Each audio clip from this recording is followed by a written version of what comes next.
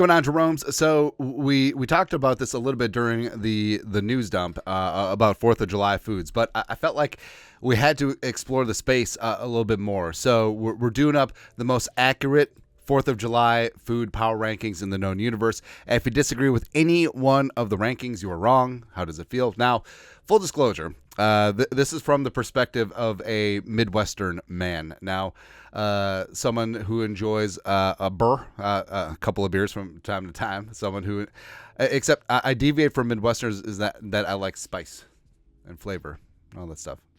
But also the application of fire to meat, very near and dear to my heart. So let's get this on. First up, 16, fruit salad. So it's summer, and a lot of fruits are in peak season, and it's kind of nice. So the heaviness of burger, brat, steak, all that stuff. I like it. It does factor in, but also just having a little bit of brightness is completely fine. And plus, I mean, if you got kids at your 4th of July gathering, like they don't give two hoots about anything else. They're just gonna eat the fruit, which is fine. And to be honest, so when we do gatherings throughout the year, we'll just put together like a giant fruit tray because we know that if people don't eat it, our kids will eat it throughout the week coming up. So it's actually kind of good. Number 15. So cream cucumbers. This is controversial because this isn't necessarily a side countrywide, all right? But for me, growing up, so my grandma made this dish, and it was fantastic. So you slice up your cucumbers. You can peel them. You can not peel them. You can do like the fancy thing where you peel sections of it, so it's like alternates between peeled and not peeled. But slice up cucumbers, and then you got a sauce. It's like it's like milk, vinegar, sugar. I'm sure there's something else in there. Probably some mayonnaise in there. And you got cucumbers and you got onions. You can put peppers in there too. Let them marinate in the fridge for a couple hours. It's actually really good. It's actually really damn fantastic, man. Number 14. So that Italian pasta salad thing. So this has been, don't want to say like bastardized by us, Americans, but it's really good too. So you have pasta. It's usually like some like rotini or tricolor rotini. That's key. And it's usually like pepperoni and black olives, maybe some Parmesan, maybe some tomatoes in there, and then the store-bought Italian dressing. I know that there's like Italians and Italian Americans that are just like marron, but I feel like it's pretty good. So chunks of cheese in there too, obviously. But we've done the thing recently where you take the pasta out, so it's like an antipasti salad. So you got like olives and salami and artichokes and cheese and Parmesan and tomatoes and like those yellow peppers, banana peppers. It's really good. Like, and then some really good olive oil, a little bit of vinegar. It's good, man. It's really fantastic. Next up, 13 pulled pork. Oh. That should say pork, but I feel like pulled pork, that's very American. Anyways, but yeah, pulled pork. So this is going to be controversial. And I'm a guy who is a barbecue fan, not an expert, not aficionado, a barbecue fan, right? I got a stick burner, got a Traeger, and I intermittently enjoy, making a pulled pork, making a brisket, etc. But I feel like specifically for 4th of July, and we talked about this in the news dump, I feel like 4th of July is more of a cookout, grill out holiday than a barbecue holiday. I understand that's sacrilegious, but I feel like I'm not alone in this thinking. Yeah, but either way, like pulled pork year round is fantastic for me. I get those pork butts, rub up on the butt. Although it's very disappointing as a kid when I found out that pork butt is actually from the shoulder. Stupid, man. It's really stupid. But pulled pork is definitely a crowd pleaser. Or you could do like pulled turkey or chicken in a similar manner. We do that with gatherings or parties and stuff, and people generally like it. Just get so key for this too is you got to have coleslaw with the pulled pork because a lot of people like putting the coleslaw on the side or even on top. Plus, get some sweet and sour pickles. Those are really good to go. And also get really good buns. And whether you call into Hy-Vee or a grocery store and then request them to bake you a specific number of buns the morning of the gathering. Or so there's a really fantastic bakery near us that makes the silkiest, softiest like milk buns.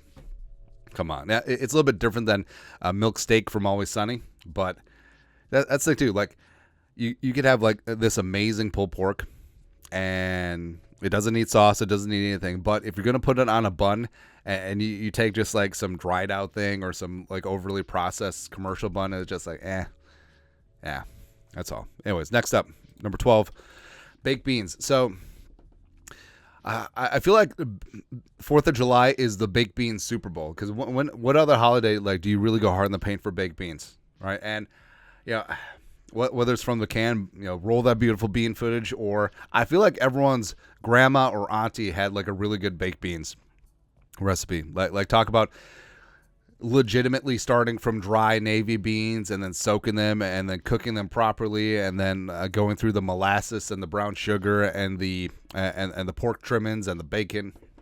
Yeah, man, I'm pretty excited. Next up, number 11. Now, as a brisket and steak enthusiast, again, I understand that this is sacrilege, but as we said, this is much more of a grill out, cookout holiday than a barbecue holiday, because I mean, you want to enjoy your 4th of July festivities waiting around 13, 14 hours for a brisket. I don't know, man. I don't know. Like, there's a time and a place for everything. Also, I should separate steak, because obviously steak should be higher on this, but it sort of is what it is. And I understand I'm going to be roasted for this, but also I don't care. I feel like, I don't know. It just feels weird. 10, coleslaw. So, full disclosure, I'm a huge coleslaw fan, but I understand a lot of people aren't. Now, specifically, so I feel like coleslaw either has to be like KFC adjacent or like homemade vinegary type slaw. Like the overly mayonnaise coleslaw, ain't nobody got time for that. Number 9, macaroni salad. So I love me some macaroni salad. I think it might be my Asian roots, because Asians and Pacific Islanders love macaroni salad, man. But like, so I'm old school. Just get your macaroni noodles and you got some. So the mother-in-law makes a fantastic macaroni salad. So it's the noodles, ham, cheese, onions, peas. I know peas are controversial. I love peas in macaroni salad. Also, with the dressing, you gotta have like so it's not even Miracle. Well, it's not mayonnaise. It's not Miracle Whip. It's the store brand Miracle Whip. There's just something different about Hy-Vee whipped dressing or something like that. And then also you have to have a little bit of mustard, a little bit of pickle juice, a little bit of sugar. You're good to go, man. You're good to go. Number 8, corn. So nothing more American than corn. And like roast corn, grilled corn is fantastic. A little bit of butter and salt, you're good to go. Or like we said, elote. I just love that seasoned up corn. It's good to go, man. Let's get the rest of this on screen. I could just feel like the hatred coming through on these rankings, but again, you're wrong. Number 7, Minnesota Snicker salad. Now, you can call anything a salad if you just throw some ish together. So if you've never experienced this, it's Cool Whip and pudding and like chopped up Snickers and like chopped up apples, usually Granny Smith apples, and that's it. That's really it. I mean, there can be some other stuff in there, but that's the basics. So you throw all that together. It's not a dessert. It's out. We don't have desserts on this list because I feel like that's a whole nother power rankings. She's my cherry pie would be number 1. But Minnesota Snicker salad. Can't go wrong, man. Can't go wrong. Number 6, grilled chicken. So like I said, this is much more of a grilling cookout holiday than a barbecue holiday. But like some chicken slow cooked over a little bit of charcoal, indirect heat. And you could even do like the tinfoil wrapping first to get that chicken fully cooked through and nice and juicy. And then take it out of the foil, put some sauce on it, and then let that thing get tacked up over the direct heat. Baby. Woo, woo. Just sounds like summer, doesn't it? It absolutely does. Next up, number 5, potato salad. So sort of got potato salad out because took the kids camping and we got like one of those 5-pound like Costco buckets of potato salad. Don't get me wrong, it's really good, but man, it's taxing. That's one thing that I haven't really been able to cook well, because I haven't really tried. But my grandma made the best potato salad in the world. So she was like a feisty German lady. So it was kind of a cross blend between like a cold German potato salad and American potato salad. It was just really good with lots of vinegar, lots of bacon in there too. It's good. Like everyone loves a little bit different type of potato salad. Plus, again, this is like the Minnesota Snickers salad. Like, hey, we got some potatoes and some mayonnaise. It's a salad. There you go. I will say that lots of hard-boiled eggs are key to a good potato salad, which is kind of weird. Number 4, ribs. So again, as I said, cookout, grill out versus barbecue. Now, I understand you're saying, it's like, well, you said all that, but you're being a hypocrite because ribs are at 4. Fully get it. Fully understand. But not everyone slow cooks ribs. Like, not everyone smokes ribs. Like I'm talking about like your uncle's really good charcoal ribs, right? And I feel like everyone has someone in the family who just makes really fantastic charcoal ribs. Now, this is going to be controversial. I mean, some people oven roast the ribs to get them nice and tender and then just kiss them up on the grill.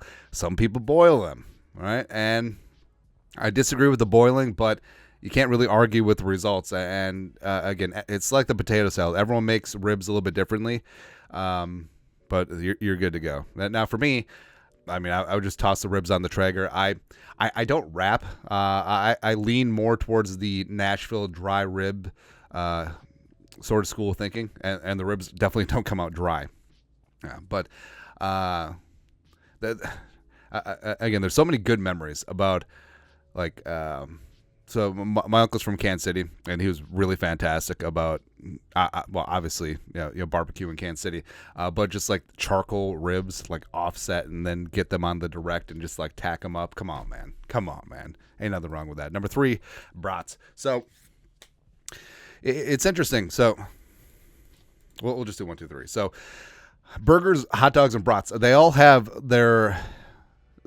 ties to Germany. Which is kind of weird. So hot dogs, frankfurters, brats, obviously sausage, hamburgers. You can tie it to like the Hamburg steak or Salisbury steak sort of deal, but then it sort of morphed into the burger here in America. Louis' Lunch in Connecticut, the first place I had burgers, allegedly. But you can't really go wrong, because I feel like that's the holy triumvirate of one no matter what. So brats. So for me, I know you get like any type of flavor of brats nowadays. Hy-Vee's wild rice brats are fantastic, but for 4th of July, just like the old school beer brat is the way to go. And what I like to do is boil the brats in beer, get them fully cooked, dry them off. That's key, and then grill them up on the grill. Let them get a little bit of char on the outside, and then you put them back into some boiling beer. Now, you could just get one of those tinfoil pans and put it on the grill, slice up some onions, maybe some peppers, a lot of things there. And also, don't use a light beer. Like find like a cheap full diesel beer. I like PBR, and then just make like a brat hot tub, right? So especially if it's a gathering and people are waiting around or eating intermittently, just having that brat hot tub, or you can toss it in a crock pot, baby, gloriousness. And then, so I like raw onions. So like I said, I understand you're putting onions in the brat hot tub, but that's more for flavor. I like raw onions. I like sauerkraut and mustard. Also, this is going to sound weird, I really like dumping a bunch of caraway seeds on the brat. Now, with the sausage mix, there might be some caraway or fennel in there, but I don't know what it is. I think it goes back to I think there was a restaurant when I was like a teenager or maybe in my 20s that did a patty melt. So, patty melt has caraway seeds on the outside generally. But it was a brat burger patty melt. And I associated that sort of anisey taste of the caraway seeds with the brats. Yeah, it just works out really good. Hot dogs. So, I'm a proponent of griddled hot dogs. So if you got like a Blackstone or something, you don't have to be anything fancy. But and I know the whole ketchup thing on hot dogs is controversial. It's America. Do whatever the hell you want. Like, who are you to tell someone that you can't put a condiment on a hot dog, right? Now, generally, I mean, kids enjoy ketchup on hot dogs, and some adults do, but it's fine. This is America. You do you. But for me personally, it's a lot like the brats. I mean, onions, sauerkraut, and mustard. That's all you need in life. That's right, baby. And, of course, burgers. So, tons of ways to make burgers. And like I said, this is much more of a cookout / grill out holiday. So, even though burgers on the Traeger are fantastic, they're really good. Or, obviously, burgers on like a Blackstone smash burgers are great too. But, charcoal, Weber, get that flavor in there, the flavor that you savor. That's right. And American cheese, it's got to be, right? Because what are you going to do? 4th of July, put Swiss cheese on a burger? Get out of here, deport you, you treasonous bastard. That's all. But, all right, so we've talked about construction before. So, in most instances, like, I would lightly toast the bun just for texture as well as, the construction and structural integrity of the burger. But 4th of July, I mean, especially if you're on a gathering, like, what are you going to do? Toast buns a la minute? Nah. But nice bun. So a whole piece of lettuce on the bottom, again, for structural integrity as a shield between all the moisture coming down and ruining that bottom bun. Because that's what happens if you scoop up a burger, everything thermodynamics wise is settling down and finding equilibrium, and also that means juices are dripping, and that's going to impact that bottom bun. And if you're sitting around with that burger for a long time, that means that bottom bun is going to disintegrate. So the piece of lettuce helps there. Then slice of tomato if you can. So slice of tomato and pickles if you can. I like taking a paper towel and drying them, for lack of a better term, because I feel like adding moisture elements to something like this, it's not good for the overall structural integrity part of it. Because, there's lots of jokes. It's like, hey, you stack up a burger and the first bite, the tomato goes like that. And that really has to do with the amount of liquid in there. So you dry up the tomato, lettuce, tomato, burger with the cheese. And then, so I know a lot of people like grilled onions or sauteed onions. I like raw onions, of course. Like a big old chunk of like raw red onion, pickles, and ketchup and mustard. That's really it. That's all you need. You're good to go. Because I feel like if you can certainly add too many elements to the burger, and then it's just it's whatever. And I am a proponent of burgers should be wider versus taller, but that's more of a commercial element. But I know people like mushrooms and avocado and stuff like that, but at a certain point it becomes too tall, and you can't jam that in your maw. Anyways, but that's it. I don't know what we accomplished, but it was fun for me. That's all that matters. 4th of July foods power rankings, and if you disagree with any one of the positions, you're wrong. How's it feel? Let us know your thoughts and our thoughts in the comment section below. As I burp, subscribe for daily Vikings takes. Support the work. You guys know what to do. Skol, production value.